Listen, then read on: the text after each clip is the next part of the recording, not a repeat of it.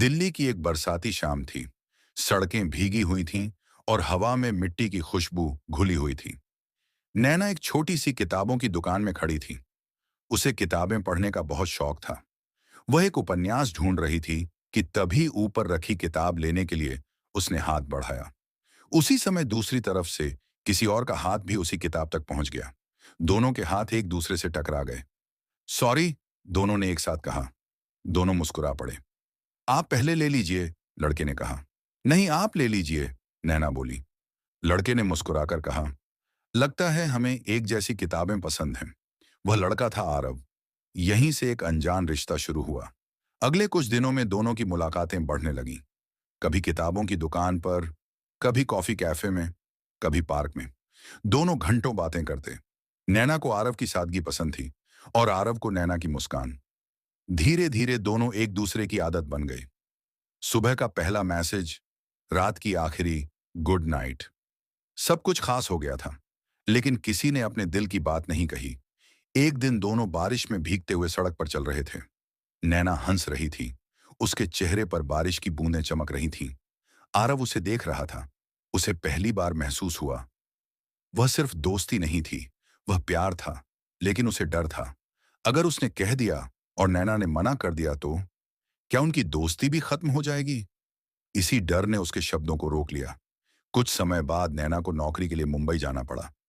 जाने से पहले उसने कहा, आरव, मैं तुम्हें बहुत मिस करूंगी। आरव बस मुस्कुरा दिया। वह कहना चाहता था, मैं तुमसे प्यार करता हूं, लेकिन शब्द फिर दिल में ही रह गए। नैना चली गई। मुंबई पहुंचने के बाद दोनों बात तो करते थे, लेकिन पहले जैसी बात नहीं रही। काम बढ़ गया था, समय कम हो गया था। धीरे धीरे बातचीत भी कम होने लगी। एक दिन नैना का फोन आया। उसकी आवाज उदास थी। आरव, कभी कभी लगता है कि जिंदगी बहुत बदल गई है। आरव ने कहा, बदलाव जरूरी होता है। लेकिन वह खुद अंदर से टूट रहा था। एक रात आरव अपनी पुरानी तस्वीरें देख रहा था। हर तस्वीर में नैना थी।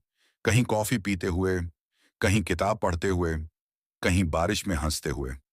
उसे एहसास हुआ, वह नैना के बिना खुश नहीं था। उसने फैसला किया, अब वह अपने दिल की बात जरूर कहेगा। कुछ महीनों बाद नैना दिल्ली लौटी। आरव उसे एयरपोर्ट पर लेने गया। दोनों कई महीनों बाद मिले थे। नैना की आंखों में खुशी थी। तुम बिल्कुल नहीं बदले, उसने कहा। आरव मुस्कुराया, और तुम पहले से ज्यादा खूबसूरत लग रही हो। नैना हल्का सा शर्माई। उस शाम दोनों उसी किताबों की दुकान पहुंचे जहां पहली बार मिले थे। सब कुछ वैसा ही था, बस अब उनके दिल बदल चुके थे। आरव ने एक किताब निकाली।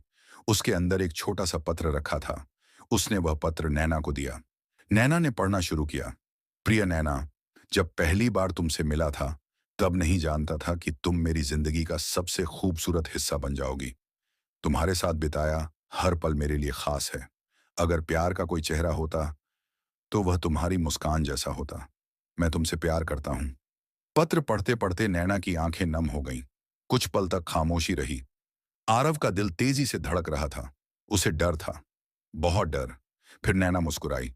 उसने धीरे से कहा, इतना समय लगा दिया ये कहने में? आरव हैरान रह गया। मतलब? नैना हंस पड़ी। मतलब मैं भी तुमसे प्यार करती हूँ। उस पल दुनिया जैसे रुक गई। बारिश शुरू हो चुकी थी। दोनों मुस्कुरा रहे थे, और पहली बार उनका प्यार शब्दों में बदल गया था। इसके बाद जिंदगी आसान नहीं थी। करियर था, जिम्मेदारियां थीं, सपने थे। लेकिन अब वे अकेले नहीं थे, वे साथ थे। हर मुश्किल में, हर खुशी में, हर नए सपने में। उन्होंने समझ लिया था कि सच्चा प्यार सिर्फ साथ रहने का नाम नहीं है। सच्चा प्यार भरोसे का नाम है, सम्मान का नाम है, एक दूसरे के सपनों को अपना बनाने का नाम है। समापन सालों बाद एक बरसाती शाम दोनों फिर उसी किताबों की दुकान के बाहर खड़े थे। आरव ने मुस्कुराकर पूछा, अगर उस दिन हमारी किताब नहीं टकराती तो? नैना ने उसका हाथ पकड़कर कहा, तो किस्मत कोई और बहाना ढूंढ लेती। बारिश की बूंदें गिर रही थीं। दोनों मुस्कुरा रहे थे, क्योंकि कुछ कहानियां संयोग से शुरू होती हैं, लेकिन उन्हें हमेशा के लिए प्यार पूरा करता है।